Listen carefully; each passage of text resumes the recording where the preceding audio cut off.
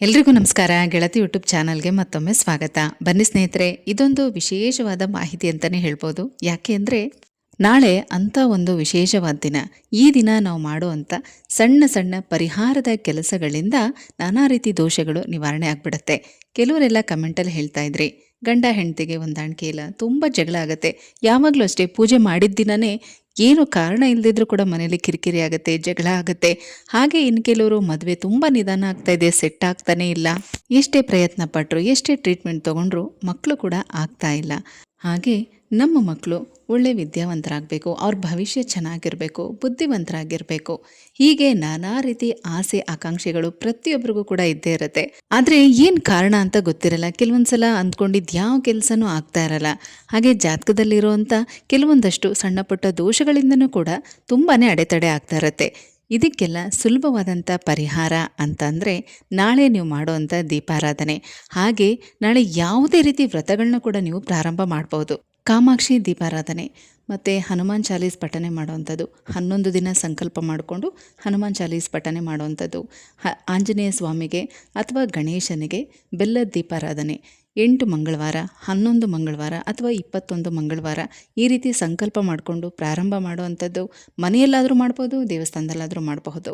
ಹಾಗೆ ಕೆಲವರೆಲ್ಲ ಕಮೆಂಟಲ್ಲಿ ಕೂಡ ಕೇಳ್ತಾ ಇದ್ರಿ, ಲಕ್ಷ್ಮೀ ನರಸಿಂಹಸ್ವಾಮಿ ದೇವಸ್ಥಾನಕ್ಕೆ ನಾವು ಬೆಲ್ಲದ ದೀಪ ಹಚ್ಚೋದಕ್ಕೆ ನಾಳೆಯಿಂದ ಶುರು ಮಾಡಬಹುದಾ ಅಂತ. ಖಂಡಿತವಾಗ್ಲೂ ಮಾಡಿ.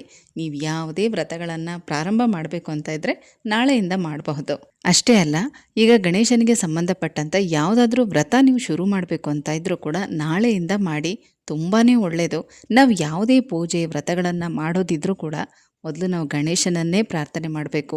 ಮನೆ ದೇವರಿಗೆ ಕಾಣಿಕೆಯನ್ನು ತೆಗೆದಿಡಬೇಕು. ನೀವು ಸಂಕಷ್ಟಹರ ಚತುರ್ಥಿ ವ್ರತವನ್ನು ಕೂಡ ಅಷ್ಟೇ ನಾಳೆಯಿಂದ ಮೊದಲನೇ ಸಲ ಪ್ರಾರಂಭ ಮಾಡಬೇಕು ಅಂತ ಇರೋರು ಗಣೇಶನನ್ನು ಪ್ರಾರ್ಥನೆ ಮಾಡಿ ಆನಂತರ ನಿಮ್ಮ ಮನೆ ದೇವರಿಗೆ 11 ರೂಪಾಯಿ ಕಾಣಿಕೆಯನ್ನು ತೆಗೆದಿಟ್ಟು ನೀವು ವ್ರತವನ್ನು ಪ್ರಾರಂಭ ಮಾಡಬೇಕು. ಈ ರೀತಿ ಮಾಡೋದ್ರಿಂದ ಗಣಪತಿ ಆಶೀರ್ವಾದದ ಜೊತೆಗೆ ನಿಮ್ಮ ಮನೆ ದೇವರ ಆಶೀರ್ವಾದ ಕೂಡ ಇರುತ್ತೆ. ಈ ರೀತಿ ಮಾಡೋದ್ರಿಂದ ನೀವು ಮಾಡುವಂಥ ಪೂಜೆ ವ್ರತಗಳಲ್ಲಿ ಯಾವುದೇ ರೀತಿ ಅಡೆತಡೆಗಳು ಬರೋದೇ ಇಲ್ಲ. ಈಗಷ್ಟೇ ಅಲ್ಲ, ನೀವು ಮುಂದೆ ಮಾಡುವಂಥ ಯಾವುದೇ ಪೂಜೆ ವ್ರತಗಳಲ್ಲೂ ಕೂಡ ಆ ಗಣೇಶನ ಸಂಪೂರ್ಣ ಆಶೀರ್ವಾದ ಇರುತ್ತೆ. ಹಾಗೆ ನಾಳೆ ಒಂದು ವಿಶೇಷವಾದ ದೀಪಾರಾಧನೆ. ಹಾಗೆ ಗಣೇಶನಿಗೆ 21 ಕಡಲೆಕಾಳನ್ನು ಈ ರೀತಿ ಹಿಂದಿನ ದಿನ ರಾತ್ರಿ ನೆನೆಸಿ ಚಿಕ್ಕದಾಗಿ ಒಂದು ಹಾರ ಮಾಡಿ ನೀವು ಮನೆಯಲ್ಲಿ ಗಣೇಶನಿಗೆ ಹಾಕಿ ಪೂಜೆ ಮಾಡಬಹುದು. ಅಥವಾ ದೇವಸ್ಥಾನಕ್ಕೆ ಕೊಡೋದಾದರೆ 108 ಕಡಲೆಕಾಳನ್ನು ನೆನೆಸಿ ಅದನ್ನು ಪೋಣಿಸಿ ಆಮೇಲೆ ಕೊಡಬಹುದು. ಕಡಲೆಕಾಳನ್ನು ನೆನೆಸುವಾಗಲೂ ಕೂಡ ಅಷ್ಟೇ ಸ್ನಾನ ಮಾಡಿಕೊಂಡು ನೆನೆಸಬೇಕು. ಹಾಗೆ ಅದನ್ನು ಪೋಣಿಸುವಾಗಲೂ ಕೂಡ ಅಷ್ಟೇ ಸ್ನಾನ ಮಾಡಿಕೊಂಡು ಆಮೇಲೆ ಅದನ್ನು ಪೋಣಿಸಿ ತೆಗೆದಿಟ್ಕೊಳ್ಳಿ. ತುಂಬಾ ಒಳ್ಳೆಯದು. ನಿಮ್ಮ ಮನೇಲಿ ಓದೋ ಮಕ್ಕಳಿದ್ರೆ ಕಡಲೆಕಾಳಿನ ಹಾರನ ಗಣೇಶನಿಗೆ ಅರ್ಪಿಸಿ ಪೂಜೆ ಮಾಡಿ. ಗರಿಕೆ ಮತ್ತು ಕಡಲೆಕಾಳು ಗಣೇಶನಿಗೆ ತುಂಬಾ ಪ್ರಿಯವಾದದ್ದು. ಈ ರೀತಿ 4 ಎಳೆಯ ಬಿಳಿ ದಾರವನ್ನು ತಗೊಂಡು ಅದರಲ್ಲಿ ನೆನೆಸಿಟ್ಟಿರುವಂಥ ಕಡಲೆಕಾಳನ್ನು ಪೋಣಿಸ್ಕೊಳ್ಳಿ. ಸಣ್ಣ ಸೂಜಿ ತೊಗೊಂಡ್ರೆ ಕಡಲೆಕಾಳು ನೀಟಾಗಿ ಪೋಣಿಸ್ಬಹುದು. ದಪ್ಪ ಸೂಜಿಯಿಂದ ನೀವು ಪೋಣಿಸೋಕೆ ಹೋದರೆ ಕಡಲೆಕಾಳು ಕಟ್ಟಾಗೋ ಚಾನ್ಸಸ್ ಇರುತ್ತೆ. ಹಾಗಾಗಿ ಈ ರೀತಿ ಸಣ್ಣ ಸೂಜಿಯಿಂದ ಪೋಣಿಸಿ ಹಾರದ ರೀತಿ ಕಟ್ಟಿ ಈ ಥರ ಇಡ್ಬೋದು. ಮತ್ತು ನೀವು ಅದನ್ನು ನೀರಿನಲ್ಲೇ ಹಾಕಿಟ್ಕೊಳ್ಳಿ ಅಥವಾ ಒಂದು ಬಾಕ್ಸಲ್ಲಿ ಹಾಕಿ ಫ್ರಿಜ್ಜಲ್ಲೂ ಕೂಡ ಇಡ್ಬೋದು. ಹಾಗೆ ಹೊರಗಡೆ ಇಟ್ಟರೆ ಅದು ಮೊಳಕೆ ಬರೋ ಚಾನ್ಸಸ್ ಇರುತ್ತೆ. ಹಾಗಾಗಿ ಹೇಳ್ತಾ ಇದ್ದೀನಿ. ಅಥವಾ ಇವತ್ತು ರಾತ್ರಿ ನೆನೆಸಿ ನಾಳೆ ಬೆಳಗ್ಗೆಗೆ ನೀವು ಹಾರ ಮಾಡೋಕೋದಾದರೂ ಕೂಡ ಪರವಾಗಿಲ್ಲ. ನಾನು ಪೂಜೆಗೆ ರೆಡಿ ಮಾಡಿ ಇಡ್ತಾ ಇದ್ದೆ. ಹಾಗೆ ಈ ಒಂದು ವಿಡಿಯೋ ಕ್ಲಿಪ್ಪಿಂಗ್ನು ಕೂಡ ನಿಮಗೋಸ್ಕರ ಶೇರ್ ಮಾಡ್ತಾ ಇದ್ದೀನಿ. ನಾಳೆ ಮಂಗಳವಾರ ಸಂಕಷ್ಟಹರ ಚತುರ್ಥಿಯನ್ನು ಆಚರಣೆ ಮಾಡ್ತಾ ಇದ್ದೀವಿ. ಹಾಗಾಗಿ ಗಣೇಶನಿಗೆ ಬೆಲ್ಲದ ದೀಪ ಹಚ್ಚೋದು ತುಂಬ ಒಳ್ಳೆಯದು. ಬೆಳಗ್ಗೆ ಅಥವಾ ಸಂಜೆ ಯಾವ ಟೈಮಲ್ಲಿ ಬೇಕಾದರೂ ಹಚ್ಬೋದು, ಮನೆಯಲ್ಲಿ ಅಥವಾ ದೇವಸ್ಥಾನದಲ್ಲಿ. ನೀವು ಬೆಳಗ್ಗೆ ಹೋಗಿ ದೇವಸ್ಥಾನದಲ್ಲಿ ಬೆಲ್ಲದ ದೀಪ ಹಚ್ಚಿ ಸಂಜೆ ಮನೇಲಿ ಪೂಜೆ ಮಾಡ್ಬೋದು ಅಂದರೆ ಖಂಡಿತವಾಗ್ಲೂ ಮಾಡಿ. ಸಂಜೆ ದೇವಸ್ಥಾನದಲ್ಲಿ ಬೆಲ್ಲದ ದೀಪ ಹಚ್ಚೋದಕ್ಕಾಗಲ್ಲ, ಯಾಕಂದರೆ ತುಂಬ ಜನ ಇರ್ತಾರೆ. ಹಾಗಾಗಿ ದೀಪಾರಾಧನೆ ಮಾಡೋದು ಕಷ್ಟ ಆಗ್ಬೋದು. ನೀವು ದೇವಸ್ಥಾನದಲ್ಲಿ ಹಚ್ಚೋದಾದರೆ ಬೆಳಗ್ಗೆ ಹಚ್ಚಿ, ಮನೆಯಲ್ಲಿ ಬೆಲ್ಲದ ದೀಪ ಹಚ್ಚೋದಾದರೆ ಬೆಳಗ್ಗೆ ಅಥವಾ ಸಂಜೆ ಹಚ್ಬೋದು. ಒಂದು ಪ್ಲೇಟಲ್ಲಿ ಸ್ವಲ್ಪ ಅಕ್ಕಿನ ಹಾಕ್ಕೊಂಡು ಅದಕ್ಕೆ ಒಂದೇ ಒಂದು ಸ್ವಲ್ಪ ತೊಗರಿಬೇಳೆ ಹಾಕಿ ಆಮೇಲೆ ಅದರ ಮೇಲೆ 2 ಬೆಲ್ಲದ ಚೆನ್ನ ಇಟ್ಟು ಅರಿಶಿನ ಕುಂಕುಮ ಎಲ್ಲ ಹಚ್ಚಿ ತುಪ್ಪದ ಬತ್ತಿಗಳನ್ನು ಹಾಕಿ ದೀಪ ಹಚ್ಚಬೇಕು.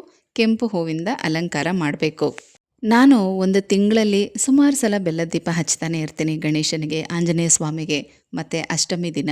ಹಾಗೆ ಶುಕ್ರವಾರ ಒಂದೊಂದು ಸಲ ಲಕ್ಷ್ಮಿಗೆ, ದುರ್ಗಾದೇವಿಗೆ ಈ ರೀತಿ ಎಲ್ಲ ದೀಪ ಹಚ್ತಾ ಇರ್ತೀನಿ. ಹಾಗಾಗಿ ಈ ರೀತಿ ಸಣ್ಣ ಬೆಲ್ಲದ ಚೆನ್ನ ತರಿಸಿಟ್ಕೊಂಡಿದ್ದೀನಿ. ಸುಮಾರು ವಿಡಿಯೋದಲ್ಲಿ ನಾನು ಆಲ್ರೆಡಿ ಶೇರ್ ಮಾಡಿದ್ದೀನಿ. ನಾನು ಮೀಶೋದಲ್ಲಿ ಕೂಡ ಚೆಕ್ ಮಾಡಿದೆ, ಆನ್ಲೈನಲ್ಲೂ ಸಿಗುತ್ತೆ. ಒಂದು ಸಲ ತರಿಸ್ಕೊಂಡು ನೋಡಿ, ಕ್ವಾಲಿಟಿ ಚೆನ್ನಾಗಿದ್ದರೆ ನೀವು ಹಾಗೆ ಕಂಟಿನ್ಯೂ ಮಾಡಬಹುದು. ಅಥವಾ ದೊಡ್ಡ ಬೆಲ್ಲದ ಹಚ್ಚನ್ನು ಕೂಡ ಉಪಯೋಗಿಸಬಹುದು. ಈ ಬೆಲ್ಲದ ದೀಪಾರಾಧನೆನ ದೇವಸ್ಥಾನದಲ್ಲಿ ಮಾಡಿದ್ರೆ ಒಳ್ಳೆಯದೇನೆ. ಯಾಕಂದರೆ ಅಕ್ಕಿ ಚಂದ್ರಕಾರಕ, ತೊಗರಿಬೇಳೆ ಮಂಗಳ ಗ್ರಹಕ್ಕೆ ಸಂಬಂಧಪಟ್ಟಿದ್ದು. ಜಾತಕದಲ್ಲಿ ರಾಹುಕೇತು ದೋಷ ಅಥವಾ ಕುಜದೋಷ ಇಂಥದ್ದೇನೇ ಇದ್ರೂ ಅದು ಕೂಡ ಕ್ರಮೇಣ ನಿವಾರಣೆ ಆಗ್ತಾ ಬರುತ್ತೆ. ನೀವು ನಾಳೆ ಶುರು ಮಾಡಿ 5 ಅಥವಾ 8 ಮಂಗಳವಾರ ಇದೇ ರೀತಿ ಗಣೇಶನ ದೇವಸ್ಥಾನ ಅಥವಾ ಮನೆಯಲ್ಲಿ ಅಕ್ಕಿ ಮತ್ತು ತೊಗರಿಬೇಳೆ ಜೊತೆಗೆ ನೀವು ಬೆಲ್ಲದ ದೀಪನ ಹಚ್ಚೋದ್ರಿಂದ ಕ್ರಮೇಣ ಆ ದೋಷ ಕಡಿಮೆ ಆಗ್ತಾ ಬರುತ್ತೆ.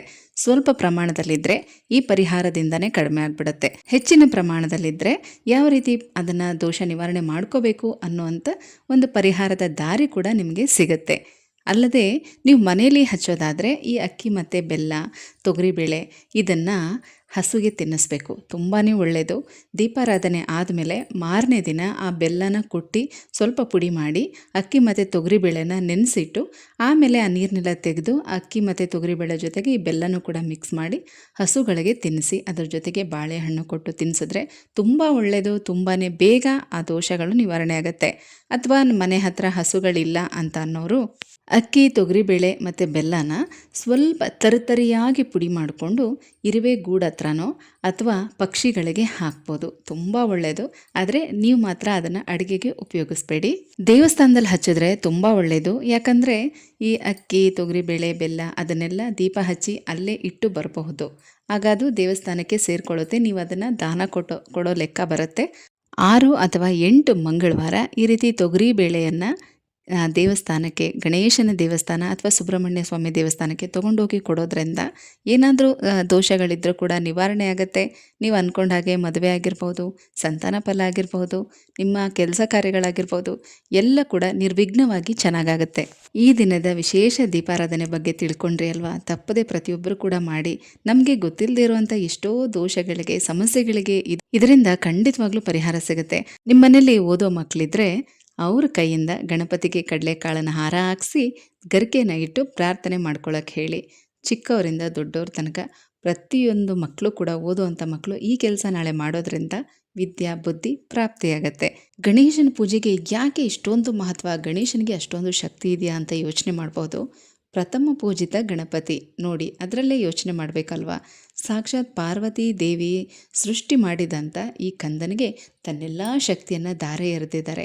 ಅಲ್ಲದೆ ಗಣೇಶನಿಗೆ ಆನೆ ತಲೆನ ಇಟ್ಟು ಮರುಜೀವವನ್ನು ಕೊಟ್ಟಾಗ ಎಲ್ಲ ದೇವಾನುದೇವತೆಗಳು ಕೂಡ ತಮ್ಮ ತಮ್ಮ ಒಂದೊಂದು ಅಂಶವನ್ನು ಒಂದೊಂದು ಶಕ್ತಿಯನ್ನು ಗಣೇಶನಿಗೆ ಕೊಟ್ಟಿದ್ದಾರೆ. ಹಾಗಾಗಿ ನಾವು ಎಲ್ಲ ದೇವರನ್ನ ಪೂಜೆ ಮಾಡೋದಕ್ಕಿಂತ ಗಣೇಶ ಒಬ್ಬರನ್ನ ಶ್ರದ್ಧಾ ಭಕ್ತಿಯಿಂದ ಮನಸ್ಪೂರ್ವಕವಾಗಿ ಪ್ರಾರ್ಥನೆ ಮಾಡಿಕೊಂಡು ಪೂಜೆ ಮಾಡಿದ್ರೆ ಸಾಕು, ನಾವು ಬೇಡಿದ್ದೆಲ್ಲ ಕೂಡ ನಮಗೆ ಸಿಗುತ್ತೆ. ನಾವು ಮಾಡೋ ಎಲ್ಲ ಕೆಲಸ ಕಾರ್ಯಗಳು ಕೂಡ ತುಂಬಾ ಸುಲಭವಾಗಿ ನಿರ್ವಿಘ್ನವಾಗಿ ಆಗತ್ತೆ. ಈಗಾಗಲೇ ಹಿಂದಿನ ವಿಡಿಯೋದಲ್ಲಿ ಪೂಜೆ ಸಮಯ ಎಲ್ಲ ಕೂಡ ನೀವು ತಿಳ್ಕೊಂಡಿದ್ದೀರಾ. ಮಂಗಳವಾರ ಬೆಳಗ್ಗೆ ಬ್ರಾಹ್ಮಿ ಮುಹೂರ್ತದಲ್ಲೂ ಕೂಡ ಪೂಜೆ ಮಾಡಬಹುದು ಅಥವಾ ಸಂಜೆ 5:30 ನಂತರ ಕೂಡ ಮಾಡಬಹುದು. ಬೆಳಗ್ಗೆ 5:20ರಿಂದ ಚತುರ್ಥಿ ತಿಥಿ ಪ್ರಾರಂಭ ಆಗುತ್ತೆ. ಹಾಗಾಗಿ 5:30ರಿಂದ 7 ಗಂಟೆ ಒಳಗಾಗಿ ಬೆಳಗ್ಗೆ ಪೂಜೆ ಮಾಡಬಹುದು. ಮತ್ತು ನೈವೇದ್ಯದ ಬಗ್ಗೆ ಕೂಡ ನೀವು ಪ್ರಶ್ನೆ ಕೇಳ್ತಾ ಇದ್ರಿ. ಬೆಳಗ್ಗೆ ನೈವೇದ್ಯ ಇಟ್ಟು ಸಂಜೆ ಪೂಜೆ ಮಾಡುವಾಗ ಹಾಲು ಹಣ್ಣು ಇಟ್ಟು ಪೂಜೆ ಮಾಡಬಹುದಾ ಅಂತ, ಆ ರೀತಿ ಕೂಡ ಮಾಡಬಹುದು. ಅಥವಾ ನೀವು ಬೆಳಗ್ಗೆ ಅಭಿಷೇಕ ಎಲ್ಲ ಮಾಡಿಕೊಂಡು ನೈವೇದ್ಯ ಮಾಡೋದಕ್ಕೆ ಆಗಲಿಲ್ಲ ಅಂದರೂ ಕೂಡ ಬೆಳಗ್ಗೆ ಹಾಲು ಹಣ್ಣು ಇಟ್ಟು ಪೂಜೆ ಮಾಡಿ ಸಂಜೆ ಕೂಡ ನೀವು ನೈವೇದ್ಯನ ಮಾಡಿಡಬಹುದು. ಹಾಗೆ ಬೆಳಗ್ಗೆ ಸ್ನಾನ ಮಾಡಿರ್ತೀವಿ, ಮತ್ತೆ ಸಂಜೆ ಸ್ನಾನ ಮಾಡಬೇಕಾ ಅಂತ ಕೂಡ ಕೆಲವರು ಕೇಳಿದ್ದೀರಾ. ಮನೆಯಲ್ಲೇ ಇರೋರಾದರೆ ಮತ್ತೆ ಸಂಜೆ ಮೈ ಸ್ನಾನ ಮಾಡಿಕೊಂಡು ಮಡಿ ಬಟ್ಟೆಗಳನ್ನ ಹಾಕ್ಕೊಂಡು ದೇವ್ರ ಪೂಜೆ ಮಾಡ್ಬೋದು. ಯಾಕೆಂದರೆ ಬೆಳಗ್ಗೆಯಿಂದ ಆ ದಿನ ಉಪವಾಸ ಇರ್ತೀರಾ, ವಾಶ್ರೂಮ್ಗೆ ಹೋಗಿದ್ರೆ ಅಥವಾ ಮಧ್ಯಾಹ್ನ ನಿದ್ದೆ ಮಾಡಿದರೆ ಸಂಜೆ ನೀವು ಮೈ ಸ್ನಾನ ಮಾಡ್ಕೊಂಡು ಮತ್ತೆ ದೇವರ ದೀಪ ಹಚ್ಚಿ ಪೂಜೆ ಮಾಡ್ಕೋಬಹುದು. ಅಥವಾ ಬೆಳಗ್ಗೆಯಿಂದ ಉಪವಾಸ ಇದ್ದು ಎಲ್ಲನೂ ಕೂಡ ರೆಡಿ ಮಾಡಿಕೊಂಡು ಸಂಜೆ ಪೂಜೆ ಮಾಡ್ತೀವಿ ಅಂತಂದರೆ ಮತ್ತೆ 2 ಸಲ ಸ್ನಾನ ಮಾಡೋ ಅವಶ್ಯಕತೆ ಇರೋದಿಲ್ಲ. ಸಂಜೆ ಕೈಕಾಲು ಮುಖ ತೊಳ್ಕೊಂಡು ಬಟ್ಟೆ ಬದಲಾಯಿಸ್ಕೊಂಡು ನೀವು ಸಂಜೆ ಕೂಡ ಪೂಜೆ ಮಾಡಬಹುದು. ನಿಮ್ಮ ಅನುಕೂಲ ಹೇಗಿರುತ್ತೋ ಹಾಗೆ ಮಾಡ್ಕೊಳ್ಳಿ. ಹೀಗೇ ಮಾಡಬೇಕು ಅಂತ ಕಡ್ಡಾಯ ಏನೂ ಇಲ್ಲ. ಪೂಜಾ ವಿಧಾನ ಅಂತೂ ಪ್ರತಿ ಸಲ ಹೇಳ್ತಾನೆ ಇರ್ತೀನಿ, ನಿಮಗೆಲ್ಲ ಚೆನ್ನಾಗಿ ಗೊತ್ತೇ ಇರುತ್ತೆ. ಸಂಕಲ್ಪ ಮಂತ್ರ ಇಲ್ಲಿ ಹಾಕಿರ್ತೀನಿ, ಇದನ್ನು ನೋಡಿಕೊಂಡು ಸಂಕಲ್ಪ ಮಾಡಿಕೊಂಡು ನೀವು ಪೂಜೆನ ಮಾಡ್ಕೋಬಹುದು. ಗಣೇಶನ ಸಂಕಷ್ಟಹಾರ ಚತುರ್ಥಿ ಪೂಜೆಯ ಸಂಕಲ್ಪ ಮಂತ್ರ ನೀವು ಕೈಯಲ್ಲಿ ಅಕ್ಷತೆ ಮತ್ತು ಹೂವನ್ನು ಇಟ್ಕೊಂಡು ಈ ರೀತಿ ಸಂಕಲ್ಪ ಮಾಡ್ಕೊಳ್ಳಿ. ಮಮೋಪಾಥ ಸಮಸ್ತ ದುರಿತ ಕ್ಷಯ ದ್ವಾರ ಶ್ರೀ ಪರಮೇಶ್ವರ ಪ್ರೀತ್ಯರ್ಥಂ ಸಕಲ ವಿಘ್ನ ನಿವೃತ್ತಯೇ ಶ್ರೀ ಸಿದ್ಧಿ ಬುದ್ಧಿ ಸಹಿತ ಮಹಾಗಣಪತಿ ಪ್ರೀತ್ಯರ್ಥಂ ಅಂಗಾರಕ ಸಂಕಷ್ಟಹರ ಚತುರ್ಥಿ ವ್ರತ ಪೂಜಾಂ ಕರಿಷ್ಯೆ. ಈ ರೀತಿ ಚಿಕ್ಕದಾಗಿ ಸಂಕಲ್ಪವನ್ನು ಮಾಡಿಕೊಂಡು ಸಂಕಲ್ಪ ಮಂತ್ರನ ಹೇಳಿಕೊಂಡು ವಕ್ರತುಂಡ ಮಹಾಕಾಯ ಸೂರ್ಯಕೋಟಿ ಸಮಪ್ರಭ ನಿರ್ವಿಘ್ನಂ ಕುರುಮೇ ದೇವ ಸರ್ವಕಾರ್ಯೇಷು ಸರ್ವದಾ ಅಂತ ಗಣಪತಿ ಮಂತ್ರನ ಹೇಳಿಕೊಂಡು ಓಂ ಗಂ ಗಣಪತಿಯೇ ನಮಃ ಅಂತ ಹೇಳ್ತಾ ಪೂಜೆನ ಪ್ರಾರಂಭ ಮಾಡಿ. ಪೂಜಾ ಸಿದ್ಧತೆ ಎಲ್ಲ ಮಾಡ್ಕೊಳ್ಳಿ. ಮೊದಲು ಅಭಿಷೇಕ ಎಲ್ಲ ಮುಗಿಸ್ಕೊಳ್ಳಿ. ಎಲ್ಲನೂ ಕೂಡ ಜೋಡಿಸ್ಕೊಂಡು ತುಪ್ಪದ ದೀಪ ಹಚ್ಚಿ ಆಮೇಲೆ ಸಂಕಲ್ಪ ಮಾಡಿಕೊಂಡು ನೀವು ಪೂಜೆನ ಪ್ರಾರಂಭ ಮಾಡಬಹುದು. ಮೊದಲು 21 ಗರಿಕೆನ ಗಣೇಶನಿಗಿಟ್ಟು ಕಡಲೆಕಾಳು ಹಾರನ ಹಾಕಿ ಹೂಗಳಿಂದ ಅಲಂಕಾರ ಮಾಡಿ ಆ ನಂತರ ಗರಿಕೆ ಮತ್ತು ಬಿಡಿ ಹೂಗಳಿಂದ ನೀವು ಅಷ್ಟೋತ್ತರವನ್ನು ಮಾಡ್ಕೋಬೇಕು. ಗಣೇಶನ 108 ನಾಮಗಳನ್ನು ಹೇಳ್ತಾ ಅಷ್ಟೋತ್ತರನ ಮಾಡ್ಕೋಬೇಕು. ಆಮೇಲೆ ನೈವೇದ್ಯವನ್ನು ಅರ್ಪಿಸಬೇಕು. ಅದಾದ ನಂತರ ಸಂಕಷ್ಟ ನಾಶನ ಗಣಪತಿ ಸ್ತೋತ್ರ ಅದನ್ನು ನಾನು ಡಿಸ್ಕ್ರಿಪ್ಷನಲ್ಲಿ ಕೊಟ್ಟಿರ್ತೀನಿ, ಅದನ್ನು ಹೇಳ್ಕೊಳ್ಳಿ. ಇದನ್ನು ನಾಳೆಯಿಂದ ಪ್ರಾರಂಭ ಮಾಡಿ 21 ದಿನ ಕಂಟಿನ್ಯೂಸ್ ಆಗಿ ಹೇಳ್ಕೊಳ್ಳಿ. ತುಂಬ ಒಳ್ಳೆಯದು. ಬೆಳಗ್ಗೆ ಅಥವಾ ಸಂಜೆ ಹೇಳ್ಕೊಬೋದು. ಅದಾದಮೇಲೂ ಕೂಡ ನೀವು ಪ್ರತಿ ಮಂಗಳವಾರ ಅಥವಾ ಬುಧವಾರ ಈ ಒಂದು ಸ್ತೋತ್ರನ ಪ್ರತಿದಿನ ಹೇಳ್ಕೊಳ್ಳೋದ್ರಿಂದ ಆಕಸ್ಮಿಕವಾಗಿ ಬರೋ ಅಂಥ ಎಂಥದ್ದೇ ಆಪತ್ತು ವಿಪತ್ತುಗಳು ಕಷ್ಟಗಳಿಂದ ನಾವು ಪರಿಹಾರವನ್ನು ಮಾಡ್ಕೋಬಹುದು. ನನಗಂತೂ ಇದು ಬಾಯ್ಪಾಠ ಆಗೋಗಿದೆ. ಪ್ರತಿದಿನ ಎಲ್ಲ ಮಂತ್ರಗಳ ಜೊತೆಗೆ ಇದನ್ನು ಕೂಡ ಹೇಳ್ತಾ ಇರ್ತೀರಿ. ಈ ಸ್ತೋತ್ರವನ್ನು ಹೇಳಿ ಆದಮೇಲೆ ನೀವು ವ್ರತದ ಕಥೆಯನ್ನು ಓದಬೇಕು. ಸಂಕಷ್ಟಹರ ಚತುರ್ಥಿಯ ವ್ರತ ಕಥೆಯನ್ನು ಓದ್ಕೊಳ್ಳಿ. ನಿಮ್ಮ ಹತ್ರ ಬುಕ್ ಇಲ್ಲ ಅಂತ ಅಂದರೆ ನಾನು ಈ ಒಂದು ವ್ರತ ಕಥೆಯ ವಿಡಿಯೋ ಲಿಂಕನ್ನು ಡಿಸ್ಕ್ರಿಪ್ಷನಲ್ಲಿ ಪಿನ್ ಮಾಡಿರ್ತೀನಿ. ನೀವು ಬೇಕಾದರೆ ಅದನ್ನು ಕೇಳಬಹುದು. ಕೇಳುವಾಗಲೂ ಕಥೆಯನ್ನು ಓದುವಾಗಲೂ ಕೈಯಲ್ಲಿ ಅಕ್ಷತೆಯನ್ನು ಇಟ್ಕೊಂಡು ಕೇಳಬೇಕು, ಓದಬೇಕು. ಕತೆ ಮುಗಿದ ಮೇಲೆ ಆ ಅಕ್ಷತೆಯನ್ನು ಗಣಪತಿ ಮುಂದೆ ಹಾಕಿ ಮಹಾಮಂಗಳಾರತಿಯನ್ನು ಮಾಡಬೇಕು. ಪೂಜೆ ಎಲ್ಲ ಆದಮೇಲೆ ಸಮಯ ಇದ್ದರೆ ದೇವಸ್ಥಾನಕ್ಕೆ ಹೋಗಿ ಬನ್ನಿ. ಆನಂತರ ರಾತ್ರಿ ಚಂದ್ರನನ್ನು ನೋಡಿ ಅರ್ಘ್ಯವನ್ನು ಕೊಟ್ಟು ಆಮೇಲೆ ನೀವು ಏನಾದರೂ ತಿಂದು ಉಪವಾಸನ ಬಿಡಬಹುದು. ಮತ್ತೆ ಮಾರನೇ ದಿನ ಬುಧವಾರ ಬೆಳಗ್ಗೆ ಅದನ್ನೆಲ್ಲ ನೀವು ವಿಸರ್ಜನೆ ಮಾಡಬಹುದು. ಗರಿಕೆ ಹೂವು ನೆನ್ನೆ ಅರ್ಚನೆ ಮಾಡಿರುವಂಥದ್ದು ಅದನ್ನೆಲ್ಲ ತೆಗೆದು ಗಿಡಗಳಿಗೆ ಹಾಕಿ ಅರ್ಚನೆ ಮಾಡಿರೋವಂಥ ಗಣೇಶನಿಗಿಟ್ಟಿರುವಂಥ ಗರಿಕೆಗಳನ್ನು ನೀವು ಕ್ಯಾಶ್ ಬಾಕ್ಸಲ್ಲಿ ಇಟ್ಕೊಳ್ಳಿ. ಮತ್ತು ಮಕ್ಕಳಿಗೆ ಅವರ ಬ್ಯಾಗಲ್ಲಿ ಅಥವಾ ಪೌಚ್ಗಳಲ್ಲಿ ಇಟ್ಕೊಳ್ಳೋದಕ್ಕೆ ಅಂತ ಕೊಡಿ. ತುಂಬ ಒಳ್ಳೆಯದು. ಅಥವಾ ಆ ಎಲ್ಲ ಗರಿಕೆನೂ ಕೂಡ ಸೇರಿಸಿ ನೀರಿನಲ್ಲಿ ಚೆನ್ನಾಗಿ ಕುದಿಸಿ ಅದನ್ನು ಕಷಾಯದ ರೀತಿ ಕೂಡ ಕುಡಿಬಹುದು. ಗಣೇಶನ ಜೊತೆ ಯಾವಾಗಲೂ ಲಕ್ಷ್ಮಿ ಇರ್ತಾರೆ. ಹಾಗಾಗಿಯೇ ಗಣೇಶನ ಪೂಜೆಗೆ ಉಪಯೋಗಿಸಿರುವಂಥ ಗರಿಕೆನ ನಾವು ಕ್ಯಾಶ್ ಬಾಕ್ಸಲ್ಲಿ ಕೂಡ ಇಟ್ಕೋಬೋದು, ನಮ್ಮ ಪರ್ಸಲ್ಲಿ ಇಟ್ಕೋಬೋದು, ಮಕ್ಕಳ ಬ್ಯಾಗಲ್ಲಿ ಪೌಚಲ್ಲಿ ಇಟ್ಕೋಬೇಕು. ತುಂಬಾ ಒಳ್ಳೆಯದು. ಇದಿಷ್ಟು ಕೂಡ ಅಂಗಾರಕ ಸಂಕಷ್ಟಹರ ಚತುರ್ಥಿ ದಿನ ಮಾಡಬೇಕಾಗಿರುವಂಥ ಪೂಜಾ ವಿಧಾನಗಳು. ಖಂಡಿತ ಇದು ನಿಮಗೆ ತುಂಬಾ ಉಪಯೋಗಕರವಾಗಿರುತ್ತೆ ಅಂತ ತಿಳ್ಕೊಳ್ತಾ ಮತ್ತೆ ಸಿಗ್ತೀನಿ. ಹೋಗಿ ಬರಲಾ?